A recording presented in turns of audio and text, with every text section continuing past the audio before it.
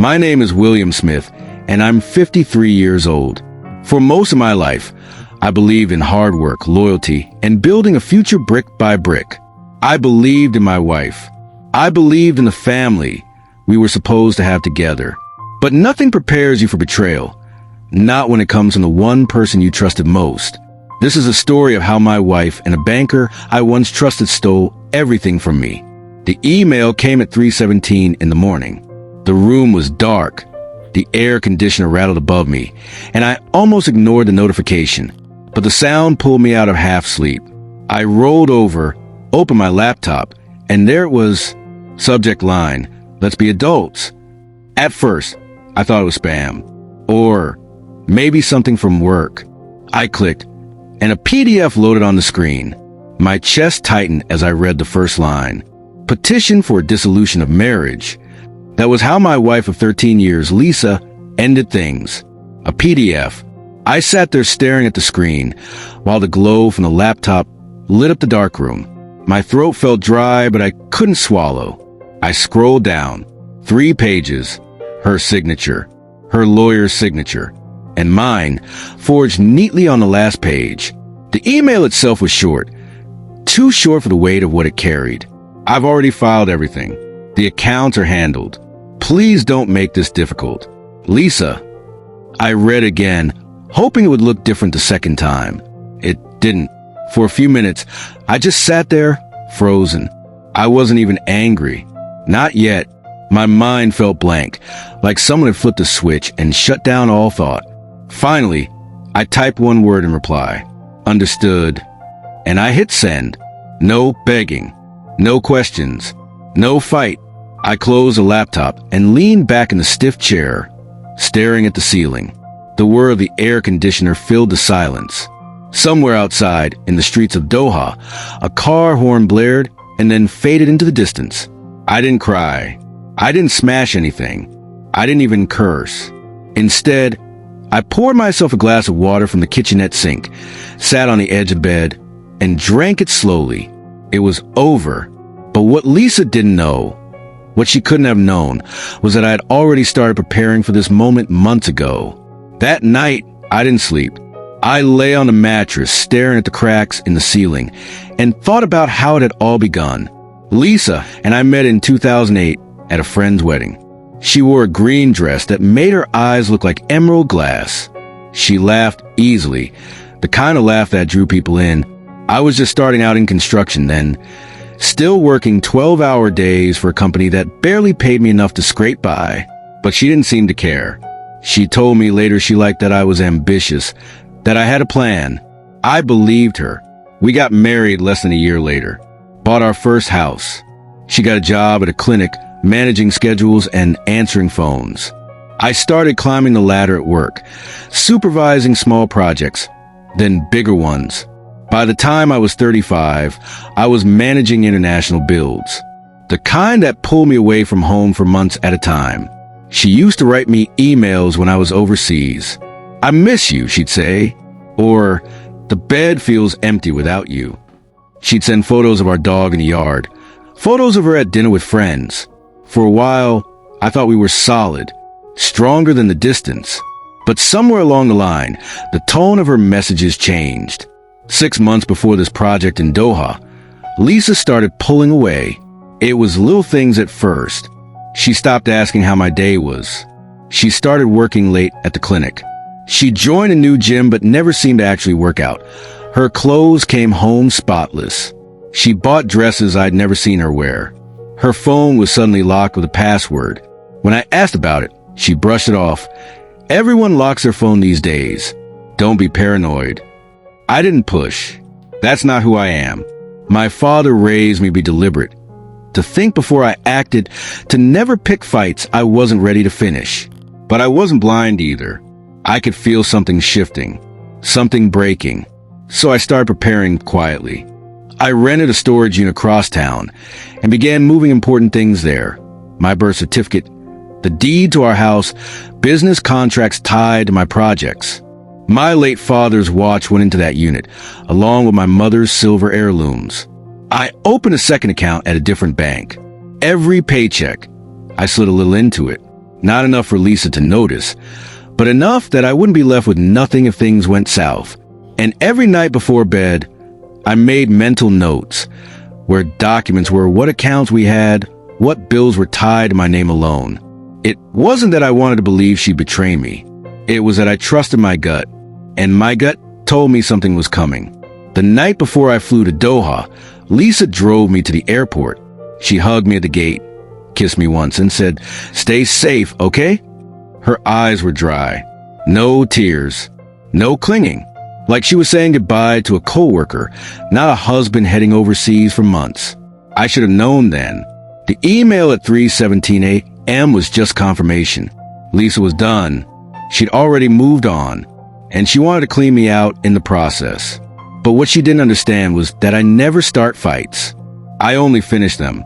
People say betrayal comes out of nowhere. That's a lie. It doesn't fall from the sky like lightning. It creeps in like a leak in the roof. Quiet, steady, easy to ignore until one day the ceiling caves on your head.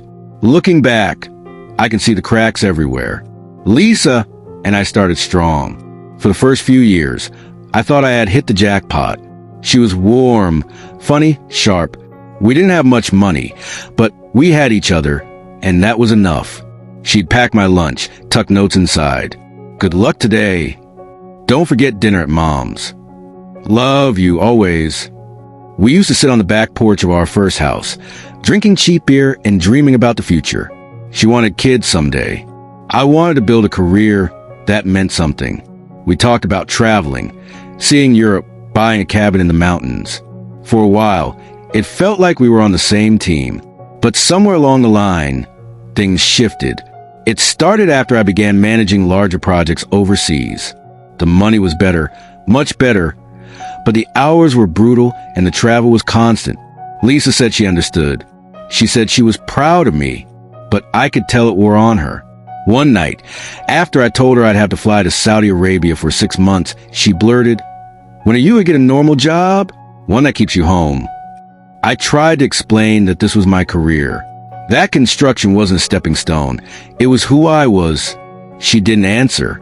She just went quiet, staring at her wine glass like it had offended her. After that, little changes piled up. She started dressing differently. Tighter clothes, heels for work, new perfume. She started having girls' nights with friends I'd never met. She laughed at jokes on her phone, but put it away when I walked into the room. And her eyes stopped lighting up when I walked through the door. I told myself it was a phase. Stress, loneliness. Marriage wasn't supposed to be perfect all the time, right? But my gut said otherwise. So I paid attention. Quietly, one Saturday, I went into her car to grab my jacket and found a gym bag on the seat. Inside, a clean change of clothes, untouched water bottle, folded towel. Perfectly folded. It hadn't been used. Not once. Another time, I saw she had changed a passcode on her phone. When I asked why, she shrugged. Everyone locks their phone. Don't be paranoid. That word, paranoid, stuck with me. My father had taught me never to act on paranoia. He was a machinist, a quiet man, not prone to drama. "Son," he'd tell me, "don't open your mouth until you know. Not think, not guess. No." So I didn't accuse Lisa. I didn't shout or demand answers. Instead, I made moves of my own. I rented a storage unit across town, one of those concrete bunkers with roll-up doors and padlocks. Inside, I stored everything I couldn't afford to lose. Asterisk my birth certificate and passport. Asterisk the deed to the house, which had my name on it thanks to a favorable loan from my company. Asterisk copies of business contracts tied to my projects. Asterisk my father's old watch, the one he wore every day for 30 years. Asterisk my mother's silver heirlooms, platters, serving spoons, the kind of things that held no value to anyone except family. Piece by piece, I moved it all there. Then I opened a second account at a different bank. Every paycheck, I siphoned a little off the top. Not so much that Lisa would notice, but enough that I could build a cushion. It wasn't paranoia. It was strategy. I didn't want to believe Lisa would betray me, but I wasn't about to be left defenseless if she did.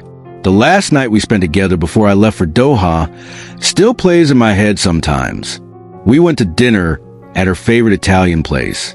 She ordered wine, picked at her food, smiled politely when I tried a joke. She looked like someone on a first date they didn't want to be on. Later, as we packed my bags, I tried to lighten the mood. When I get back, let's take a trip. Just us. Maybe Italy for real this time. Rome. Florence. You'd love Florence. She folded one of my shirts, set it in the suitcase, and said, "We'll see." No warmth. No excitement. Just 2 words. At the airport the next morning, she kissed me once, a quick press of lips. "Stay safe," she said. Her eyes were dry. It was like saying goodbye to a colleague heading off to a conference, not a husband flying across the world. That was the last time I saw her in person as my wife. From Doha, I sent her messages the first few weeks. Short ones. "How's your day?" "You good?" Her replies were curt. "Busy." "Fine." "Good luck." After a while, I stopped asking. The distance wasn't just miles anymore. It was something deeper, something permanent. I knew it in my bones. So when that email came at 3:17 a.m. with the subject line, "Let's be adults," I wasn't surprised. Not really. It still hurt. 13 years doesn't just vanish without leaving scars. But it wasn't a shock. I had felt the water rising for months. The email was just the ceiling finally caving in. Lisa thought she had ended it neatly, with 3 pages and a cold little message. But what she didn't realize was that I'd been preparing for this very moment. She thought she had blindsided me. The truth was, she had just set the stage for the fight of her life. And I never start fights, but I always finish them. The morning after Lisa's email, I walked to the job site in Doha like nothing had happened. The desert sun was already beating down on the steel skeleton of the hotel we were building. Workers shouted in Arabic and Hindi. The clang of hammers echoed, and the air smelled like hot metal and sweat. I nodded at my foreman, reviewed the blueprints, checked the welds on the beams. My body moved on autopilot, but my mind was miles away, back home, in a house I suddenly realized wasn't really mine anymore. When the shift ended, I returned to my apartment. The curtains were half drawn. The light was golden. I poured black coffee into a chip mug, opened my laptop, and started digging. Lisa's email had said, "The accounts are handled." That phrasing gnawed at me. Handled. I logged into our joint account. Empty. Not low. Empty. Balance. $0. My stomach dropped, but I kept going. I checked the second savings account. Gone. Retirement fund. Gone. Even the college fund we'd opened for the future, drained. Every cent had been transferred out. I sat back in the chair, staring at the screen, my pulse hammering in my neck. But it didn't end there. A week later, a package arrived at the Doha site office, forwarded mail from home. Inside was a thin letter from the county clerk. I opened it, skimmed the legal jargon, and froze at a single line. Notice of refinance. Property at 218 East Willows Lane. Our house. My house. The mortgage had been refinanced 6 weeks earlier. Not for a small amount. Not for a renovation loan. For $33 million. The paper spelled it out in clean black ink. Lisa's name sat at the top as the applicant. Somehow, she had pulled it off without me signing a thing. I read the number again and again until the zeros blurred. $33 million. The house itself wasn't even worth a fraction of that. It was a modest 2-story in a quiet neighborhood. No pool, no marble floors, no gated drive. Yet the paperwork was stamped and approved, which meant one thing: this wasn't just betrayal. This was fraud. And I was tied to it whether I liked it or not. That night, I didn't eat. I didn't sleep. I paced the apartment floor until the tiles fell hot under my feet. Lisa had gutted our accounts. She had forged my name on divorce papers. And now she had roped me into a multi-million-dollar scheme that could bury me alive if the authorities came knocking. She hadn't just ended our marriage. She had detonated it. I wanted to scream. I wanted to throw the chair across the room, punch holes in the wall, fly home and demand answers. But I didn't. Because my father's voice was still in my head. Don't open your mouth until you know. Not think. Not guess. No. So I sat back down at the desk, opened the laptop again, and started building a timeline. It took 2 weeks of quiet investigation. 2 weeks of phone calls made from borrowed numbers, emails sent from new addresses, favors pulled from contacts back home. What I pieced together left me numb. Lisa had been planning this for over a year. Asterisk the new friends she claimed were from her gym. 2 of them worked at a mortgage brokerage. Asterisk the endless late shifts at the clinic. Half were meetings with a man named Raymond Holt, a banker with a reputation for skirting rules. Asterisk the dresses, the perfume, the new confidence. They weren't for me. They were for someone else entirely. A man whose name started showing up on hotel receipts she'd hidden under a car seat. Piece by piece, the picture came into focus. Lisa hadn't just left me. She had stolen from me, and she had risked my entire future in the process. On the 15th night, I closed the laptop, sat in silence, and asked myself the question that had been circling my head for weeks. What now? Do I fly home and confront her? Do I call the police? Do I lawyer up and hope for the best? Each option played out in my mind like a movie reel. Confront her?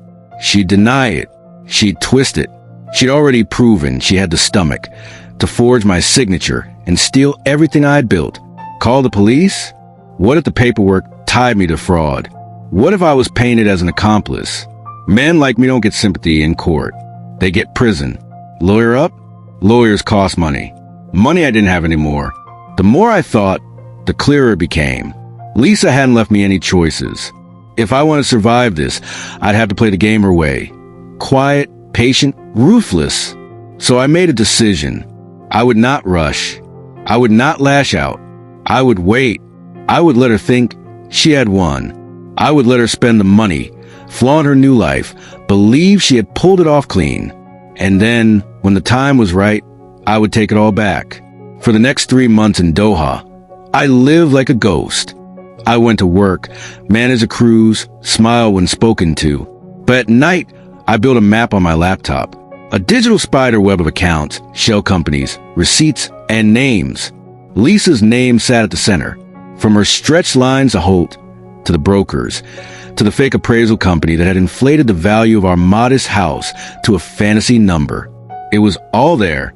And every time I connected another, I felt the anger in my chest harden, not into rage, but into steel. Lisa thought she had destroyed me. She had no idea she had just created a man with nothing left to lose. And men with nothing left to lose don't play fair. By the time the project in Doha wrapped, I wasn't the same man who had arrived months earlier. On paper, I was still William Smith, project manager, 53 years old, in charge of a team of builders putting up glass towers in the desert. But inside, something had changed. I'd stopped thinking like a husband, stopped thinking like a victim. I had started thinking like an architect of revenge. The day I flew home, I packed light, just a carry-on and my laptop. Everything else I left behind. The desert had already taken its piece of me. The flight was 15 hours of silence. I watched the seatback map, the little plane crawling across oceans, and thought about Lisa sitting somewhere with my money, laughing, believing I was out of the picture.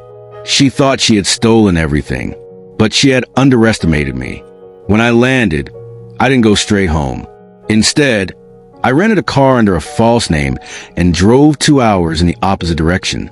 My first stop was a storage unit, the small concrete vault that had become my real lifeline.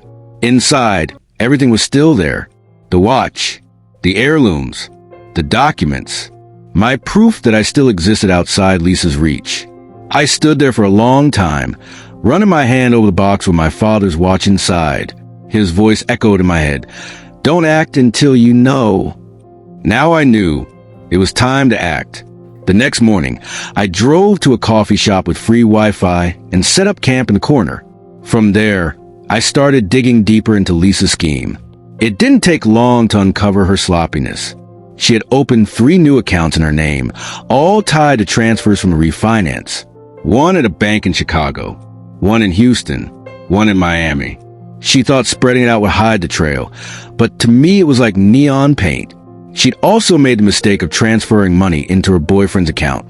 Raymond Holt, the banker who had greased the deal, and Holt, arrogant as he was, had left his fingerprints everywhere. His email, his phone records, even receipts for hotel stays. I downloaded everything. Screenshots, PDFs, bank statements. I built a digital file the size of a brick. If Lisa had detonated our marriage, I was about to set off a controlled demolition of her new life. Still, I knew better than to rush. Evidence means nothing if you don't know how to use it. So I took my time. For the next month, I shadowed Lisa from a distance. I rented an apartment downtown, kept my name off the lease, and moved like a ghost. Some nights, I parked across the street from our old house, watching through binoculars.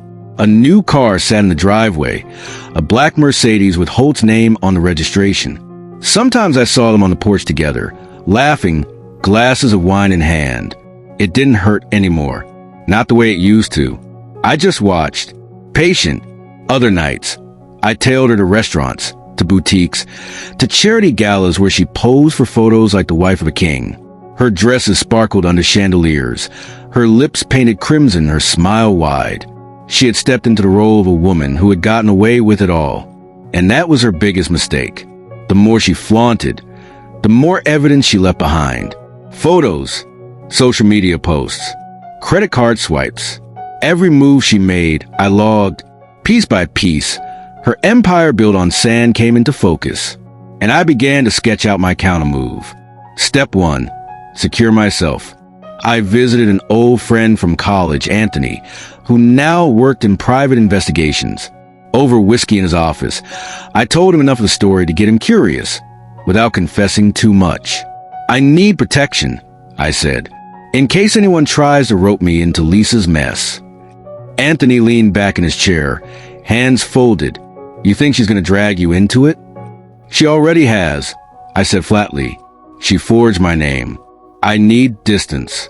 And I need a paper trail. Anthony whistled low. That's a hell of a mess, Will. You don't know the half of it. I muttered. He agreed to help me set up what I needed.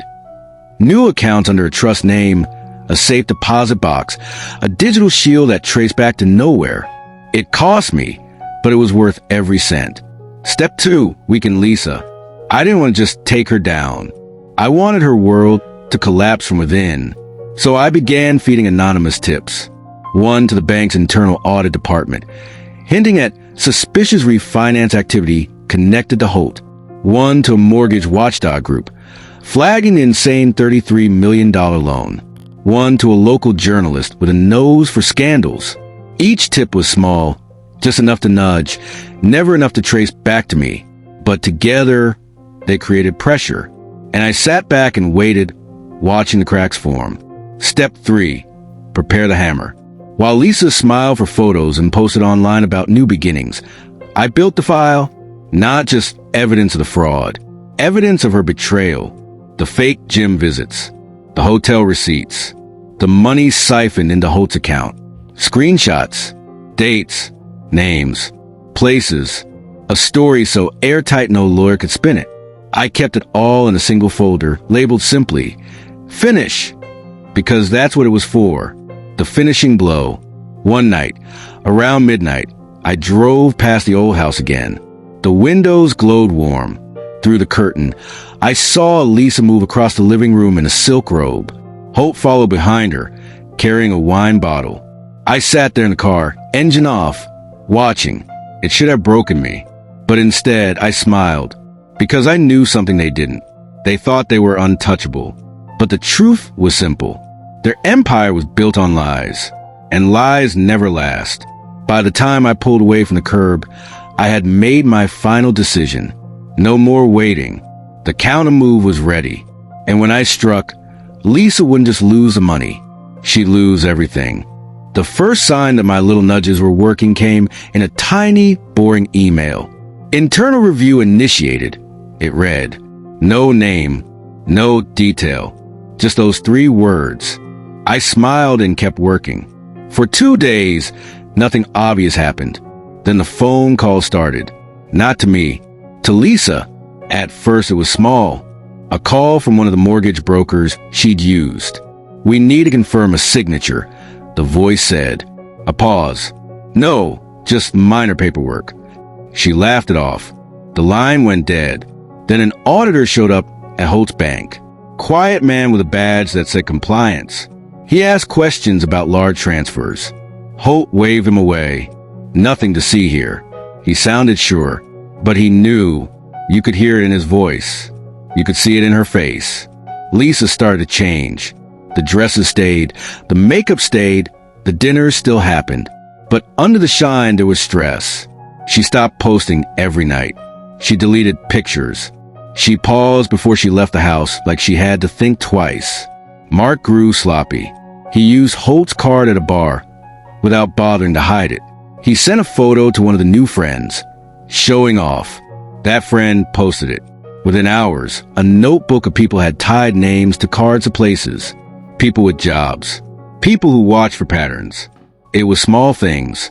But in big schemes, small things break the plan. I had been careful. I had not gone to the bank and screamed. I had not flown home and raged. I had built a file. I had given pieces away one at a time to people who could make noise. Then I handed the file to Tom. Tom, and I dated back to college. He was the kind of guy who could argue with a parking meter and win.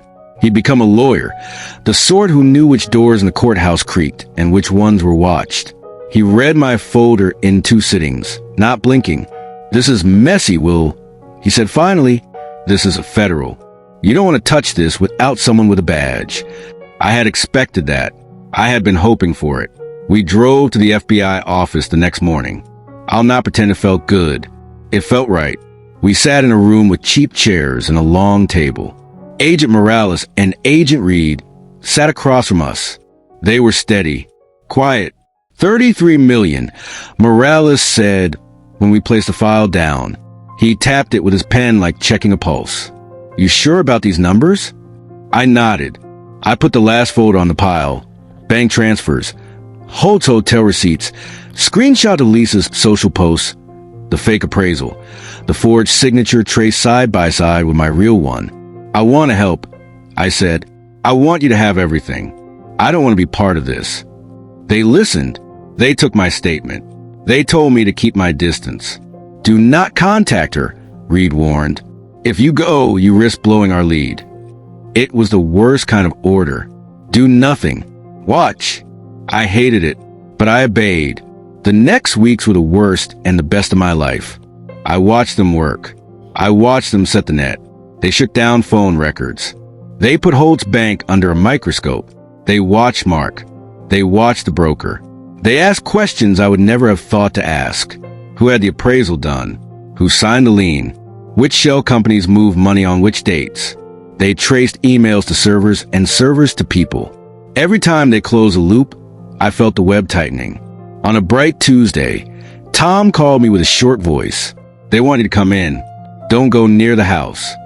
I drove to the safe spot we decided on, an old diner 20 minutes away. Agent Morales met me there, in a dark suit like he belonged to another life. He slid his badge across the table. "We're ready," he said. "We have probable cause for fraud, conspiracy, wire fraud. We'll move in tomorrow morning. We need you to be available for a statement, and then stay out of it." I slept poorly that night, not from worry alone, from a strange sense of destiny. This was the moment I had been building toward. The finish. I felt hollow and relieved in the same breath. They moved in before 9. It started quiet. Cars pulled up, playing cars. Agents in jeans and shoes, faces like rocks. They split up, some at the front door, some by the garage, one on the roof. I sat in my car across the street, engine off, watching lest the sight make it unreal. Through the living room window, I saw Lisa sit down at the kitchen table with a cup of coffee. Mark walked in with his hair sticking up like he hadn't slept. Holt followed with papers in his hand. Carl, the broker I'd found in the papers, tall, nervous, came in as well. They chatted, laughing too loud, sure of themselves. Then the knock came.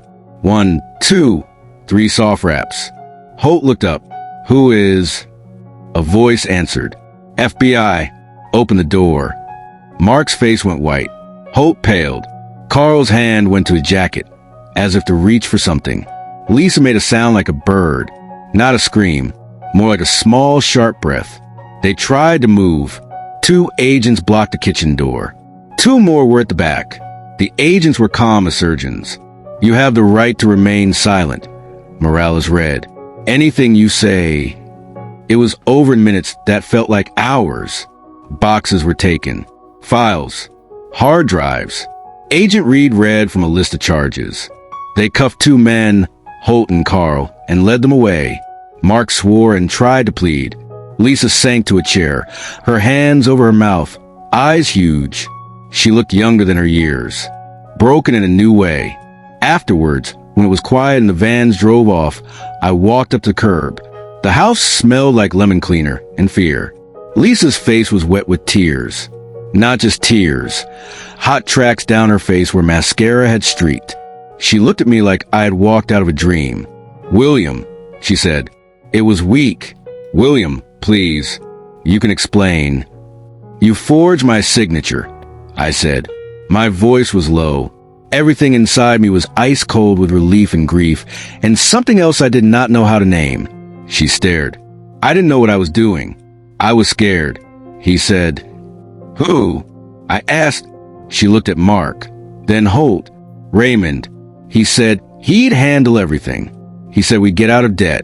He said we'd start over. "You moved out my life." I said, "You moved in his." She flinched. "We needed money, Will. The bills, your time away, we were drowning." He said it would be quick. "You did this while I was gone." I said, "You emptied our accounts. You forged my name, and now he's in cuffs." She stood shaky and took a step toward the house.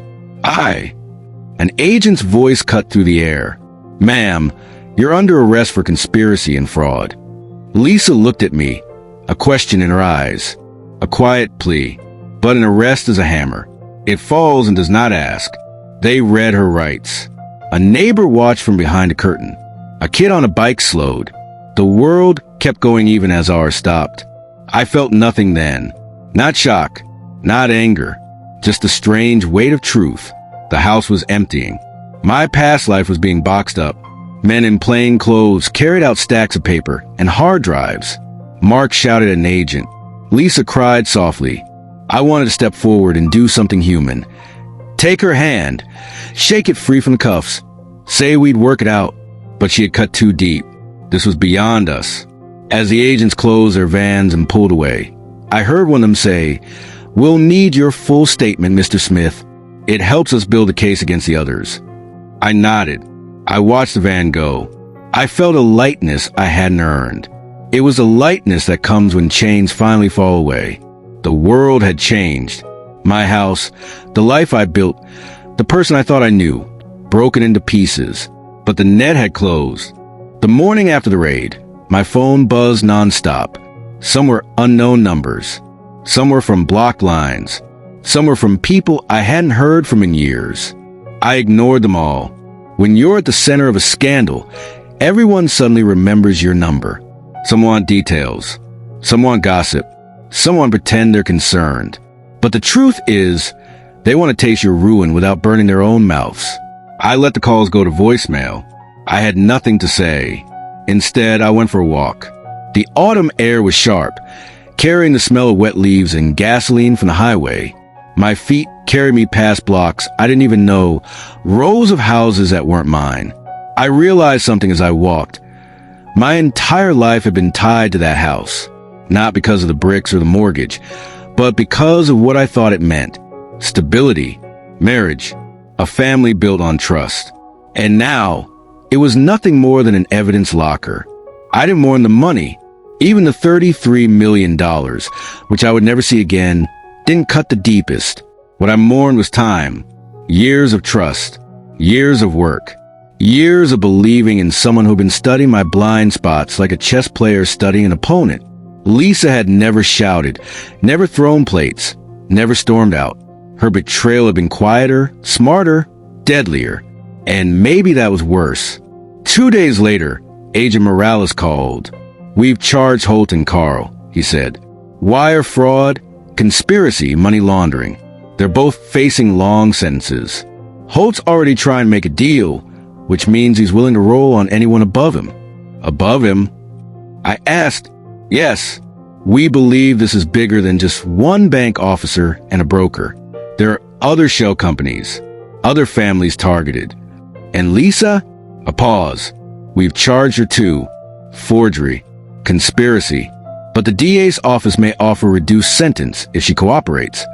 I closed my eyes. My chest felt tight. She'll claim she was manipulated. Morales added. That Holt pressured her. That she didn't understand the scope. I laughed bitterly. She understood the scope. She wore the scope around her neck like jewelry. Morales didn't respond. Agents don't trade in feelings. Just facts. She has a hearing next week, he said. We'll want you there for testimony. The courthouse smelled like old paper and sweat. Wooden benches creaked under the weight of strangers who came not for justice, but for spectacle. Reporters lined the back row, their pens ready to turn lives into headlines. Lisa sat at the defense table, her once perfect posture wilted. No designer dress, no sparkling jewelry, just a plain suit that hung loose on her shoulders. She wouldn't look at me. Not once. The judge read out the charges. Fraud, forgery, conspiracy. I heard every word, but none of it surprised me anymore. What struck me most wasn't the list of crimes. It was the silence in Lisa's eyes. She had gambled everything and lost, and now she was just waiting to hear how heavy the price would be. Mark, the banker, sat 3 rows back, his lawyer whispering in his ear. He looked less like a man and more like a ghost, the kind that knows the walls are closing in. Carl, the broker, sat even further down the aisle. His tie was crooked, his face pale. I wondered if he remembered the day he shook my hand, smiling, telling me this was just paperwork. The paperwork had finally turned into shackles. When it was Lisa's turn to speak, she stood slowly. Her voice was barely a whisper. I never meant to hurt William, she said, eyes fixed on the floor. I thought I was saving us. I thought I was being smart. Her lawyer nudged her to sit, but she didn't. She turned her head just slightly toward me. Our eyes met for the first time in months. No apology, no love, just a plea I couldn't answer. The judge's gavel struck. She lost a house. She lost the money. And in the settlement, she lost any claim to my pension or property. In return, I didn't press charges against her. That was my final mercy. Mark got 15 years. Carl got 22. Lisa got freedom, but at a cost greater than prison. She walked out into a world that no longer belonged to her. As for me, I walked away from the courthouse with nothing but silence in my chest. No triumph, no victory, just a strange emptiness that comes after a storm has flattened the landscape. I sold the house a year later. Couldn't stand the walls anymore. Too many memories baked into the plaster. The laughter that had once filled it now echoed like a ghost every time I closed the door. So I packed my things, closed that chapter, and drove north. Montana was waiting. I bought a cabin on the edge of a valley. 2 bedrooms, 10 acres of pine. A creek out back that sang me to sleep when the windows were open. Just me and my dog, Rex. Rex didn't care about betrayal. He didn't care about fraud, or houses lost, or courtrooms filled with whispers. All he cared about was that I threw the stick far enough, and that I remembered to fill his bowl before dark. In a way, Rex saved me. Because when you've lost everything, the simple things can bring you back. Sometimes at night, I sit on the porch with a mug of coffee, watching the stars scatter themselves across Montana sky. Out here, the world feels bigger, cleaner. My past feels like it belongs to someone else. Some other William Smith who got caught in a fire he didn't start. I still think about Lisa. I think about how easily love can turn into a weapon, how quickly trust can be twisted into a blade. But mostly, I think about how close I came to losing myself. The money's gone. The marriage is gone. The house is gone. But me? I'm still here. And that, I've learned, is worth more than anything Lisa or Holt or Carl ever tried to steal. Because when the fire burns everything else down, the only thing that matters is whether you're still standing. And I am